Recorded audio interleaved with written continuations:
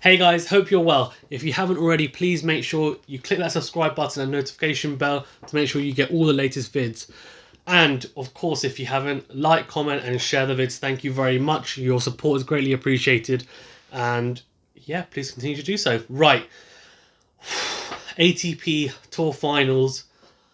I don't know what day it is. It doesn't matter because it's semi-final day. And I'm going to go through the first semi-final. Thiem versus Djokovic. It did not disappoint. It did not disappoint. Highly anticipated matchup. And after last year's epic where both of them played in the round robin and Thiem actually bested Djokovic in that match. Thiem Djokovic again. Absolutely quality match. I have to say, this ATP Tour Finals has not disappointed at all. And yeah, again, just an absolute cracker. Let's go straight into the match. Before we start, actually, I wanted to highlight something that Tim Henman actually mentioned on commentary. He made a very good point, which actually I think has made a big difference to Djokovic's game and also Thiem's game, which is their serve. And not necessarily the speed of serve, it's more to do with the motion, their service action. He said that both of them have simplified their service action so that it's smooth, and it's made a huge difference in terms of elevating their game. And I think that's definitely, I mean, you can tell with Djokovic, right? When he was a bit younger, he did used to have a relatively weak serve, but he definitely solidified it, and he's remodeled his action, as has Thiem, I think, to a degree. And both of them have, yeah, I mean, they now, if you look at them and you watch the match and you watch that semi-final, you would have seen that, look, you know, both of them are serving. They might not serve 130, 140 miles an hour. It doesn't matter because they hit those spots consistently, and their first serve percentage is up quite a bit. And even on their second serve, they're serving 90 to 100 plus miles an hour, and it makes a difference with that kick and making it really difficult for the opponent. Okay, so let's go into the first set. So Djokovic actually dictated the points early doors with his forehand, which was very solid, I thought. His backhand, as always, is pretty much, for me, that's his most solid shot. I mean, his backhand cross court, one of the best you'll see him. Backhand down the line is just wow. I mean, he's probably got, for me, the best two-hander out there, I would say, in my opinion. I just think from watching it, it's just such a sublime shot, and he just hits it so effortlessly, and he can hit it whilst in the splits, for crying out loud. I mean, I know you can do it on his forehand, but on his backhand especially, with a two-hander, it's just incredible the way he hits it. Anyway, so he kind of, I guess a bit surprisingly, dominated kind of early doors. He was still on serve, but Thiem was a bit timid. He was missing a couple of shots, which normally he would have made against Medvedev. Against Tsitsipas and Nadal. And yeah, he just didn't quite look like he was up to his usual standard of this week anyway. But eventually, that explosive side of him came out, and he sealed the first set 7-5. Just a few huge forehands off, just punishing Djokovic, really. And there was some where he was hitting. So I think he hit a backhand. No, he did. He hit a backhand down the line in the first set where he was 4 meters behind the baseline. He hit it down the line, and Djokovic is just like, what am I supposed to do there? Because like Djokovic has hit, obviously he's hit a pretty deep, I think it was a deep forehand into out. And Thiem has got a cross, and he's so far back, and you're just thinking, and Amit made a really good point on the video that I did with him, that, you know, these guys nowadays, they'll wrap the ball at like 4 meters behind the baseline, and they'll still manage to hit clean winners. And it's just incredible how well they hit the ball, the timing and precision on their shots. Yeah, I mean, it really does beg a belief sometimes, for sure. And as someone who plays as well, I just think, can you give me a bit of that, please? For sure, give me a little bit of that. Team is just incredible. I think in terms of his shot making, Djokovic, to a degree, is as well, but he's more of a solid player. I would say in terms of he's more of a counter puncher, and he plays the percentages. I think he plays the traditional percentages better than Team to a degree, but Team will. I think he realizes that, look, one, that's his game, and he's trying to feed into his game. He's obviously got his instinct is to attack and to be very aggressive. But what he's done is very clever in the sense that he now has been a lot more selective. His shot selection has been a lot better, I think, in the last year or so, especially, where he's picked and chose a lot better the attacking shots that he plays. He doesn't before. Sometimes he would hit it at the wrong times. Now he realizes, okay, I will get an opening opportunity, and he really does tactically think about how he can make those openings as well by moving the opponent around. It's just very clever. His backhand slice as well is so improved, such an improved shot. I think. I know they were talking about that he pretty much didn't really have a one-handed backhand slice before, but now his slice is a really good variation that he uses, and that I think just solidifies a lot of people's opinions that he will most likely be the next number one after this generation of Djokovic, Nadal, Federer, etc. Anyway, so as I said, Thiem's one-hander was, yeah, it was firing, and he ended a number of points crunching a backhand down the line in long rallies. Um, I mean, just incredible shot. So good to look at as well. I think it was Andrew Castle said for him, Teams is probably the best around at the moment, if not one of the best ever, in his opinion, which I think is high praise for him. Yeah, as I said, Team very much expected to be the aggressor in terms of trying to press points a lot quicker, whereas Djokovic playing his usual kind of solid game, which, look, 99 times out of 100, or let's say 95 times out of 100, it will work. But when you have someone like Thiem who's playing this well, and this but the issue is that, I think I'm wrong in saying that actually, because I think he's now done it for enough months and tournaments that you have to say that's just the way he plays. It's not just this is him on top form. Yes, this is him on very good form, but he does it so consistently that it's almost like this is just the way he plays. And I think it's almost doing him a disservice to say a little bit that this is his optimum, because I don't know. I think he can improve even more. He's only 27. He has time, and I think he will get better. And the fact that he is pushing people like Nadal and Djokovic to this level just shows that he now belongs up there with them at this moment in time in history. Just incredible. Um, in the second set, Djokovic was really trying to up the ante. So some stat that was really interesting for me was in the first set, his return percentage was only 60%, but in the second, it was 74%. So he managed to get 74% of balls back. So you can imagine there are a lot of long rallies, and there were. Not a lot of free points in this match for sure.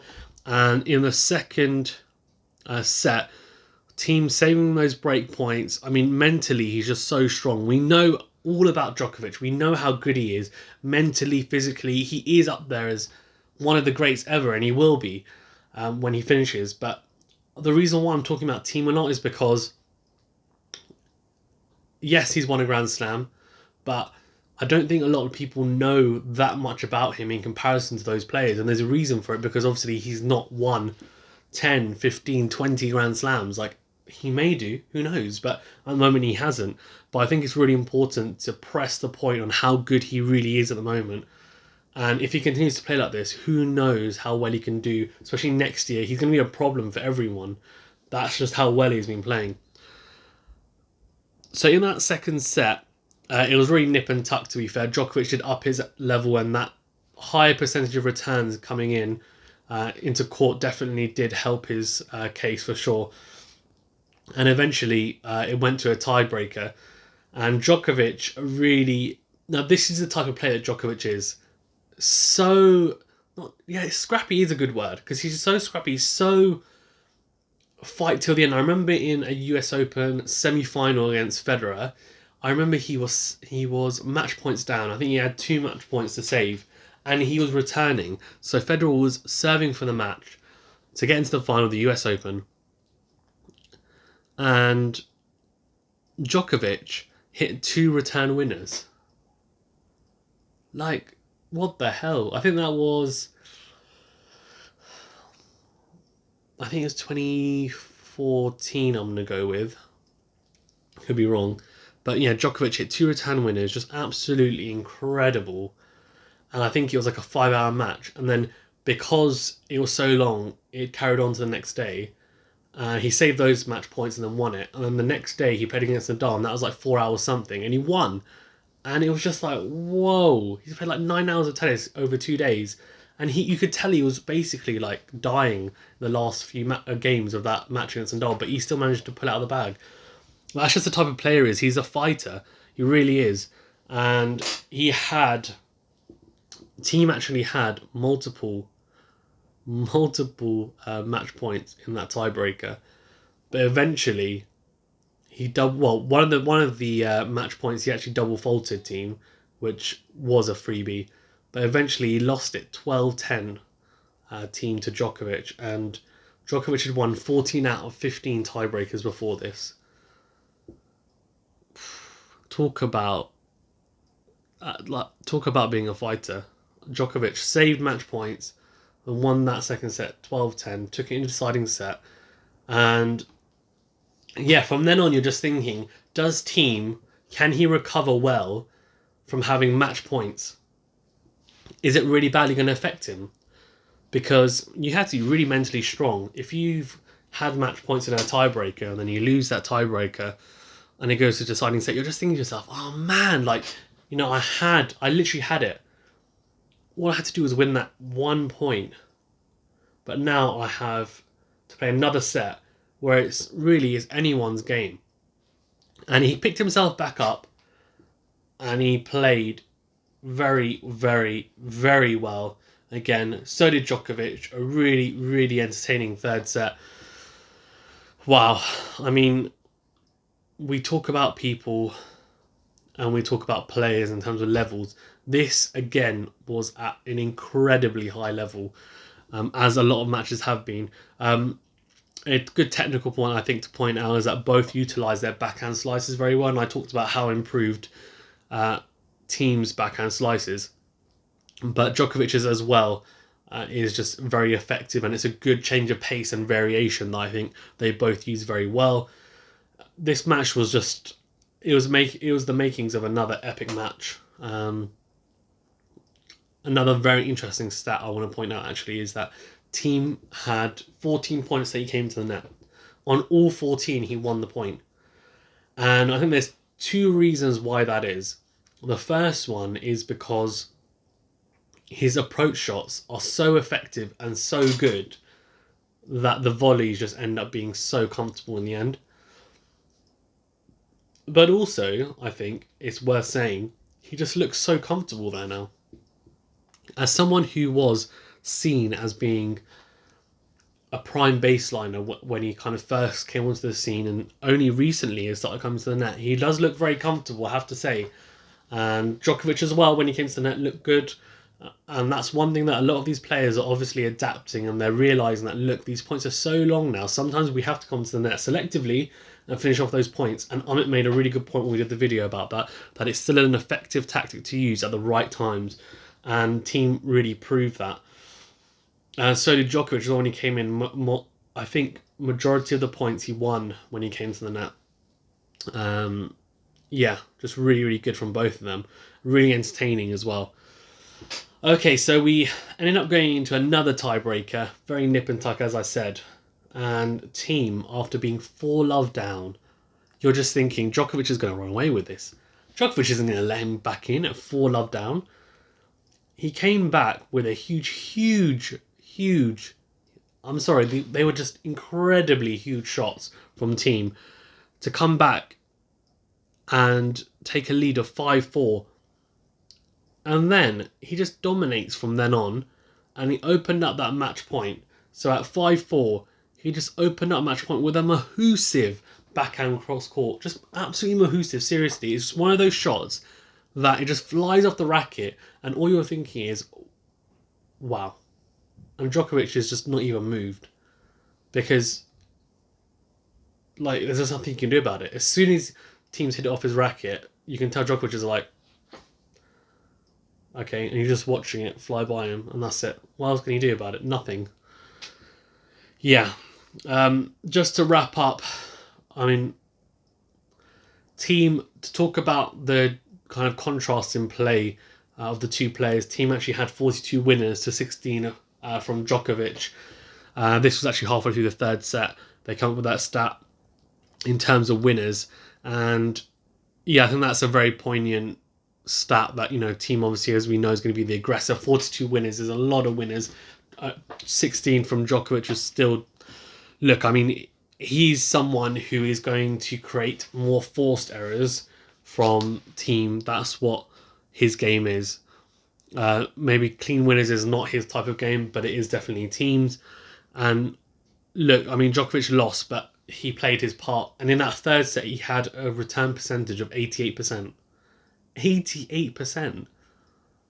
Wow.